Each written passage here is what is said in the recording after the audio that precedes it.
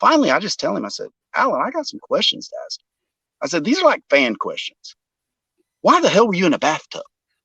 Like, why were you being interviewed in a bathtub? Well, those answers start coming out. And I'm like, what? They said, what? And then I was like, do you not have any of this on camera? And then I find out how much money he made for Tiger King 1, which he's open about it, but I'm not going to be the one to. And I'm like, are you kidding? I'm like, are you kidding me? That's all you made for? He's like, that's it. Yeah. I'm It's like, it's kind of it's yeah. a So I'm like, well-known thing that Netflix don't pay very well, isn't it?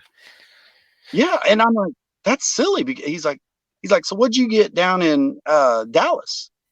And shit ton more than that, buddy. But I was like, what is the deal? Like, why haven't you told any of these stories that you're telling me to anybody else? He's like, nobody's asked.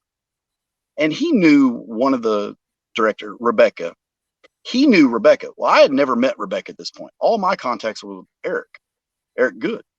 And I was like, well, dude, call her up. She needs to know about this. Well, he gives me the phone and I'm just like, Rebecca, he's like, I know something about credit cards. And Rebecca's like, nobody's really interested in the credit card stuff, which I agree. It's not entertaining. I was like, but that's not what I'm calling about. I'm calling about big time issues.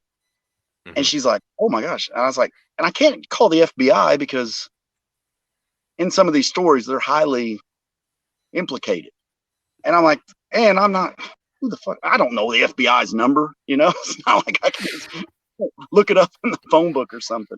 So I was like, hey, but you might want to talk to him. And she's like, well, is there any way I can fly out to Las Vegas? I guess, but I mean, is there not a better way to, so this was kind of a, hey, Alan, guess what? I got you a plane ticket home. And he flies to South Carolina. And now he's going to meet with Rebecca. And now she's actually wanting to talk to him because now she knows it's not about the credit card stuff. And he calls me. He's like, hey, is there any way you can come out here? Because I feel like they're trying to work one over on me. I was like, dude, they cannot pay you. But if you have something licensed, if you have licensed material, they can buy that licensed material and then not pay you for your interview, but you're still getting paid. So we recorded our interviews, where I'm asking him the dirty questions and he's giving me the dirty answers. And I've got it. They're terrible. They're raw videos. Mm-hmm. And I show Rebecca. I'm like, hey, you can buy it. And then, of course, you can re-record it because it's not Netflix worthy. But at least you're buying licensed material from Alan. And so she's super excited. Everything's good. And she goes into the hotel room and interviews Alan. And then she's like, all right, you can leave.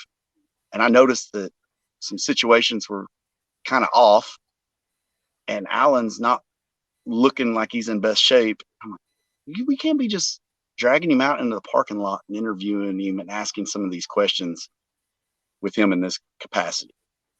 Mm-hmm. So I called out, like, you're taking advantage of it. This is like how you put him in the bathtub and interviewed him drunk. Like now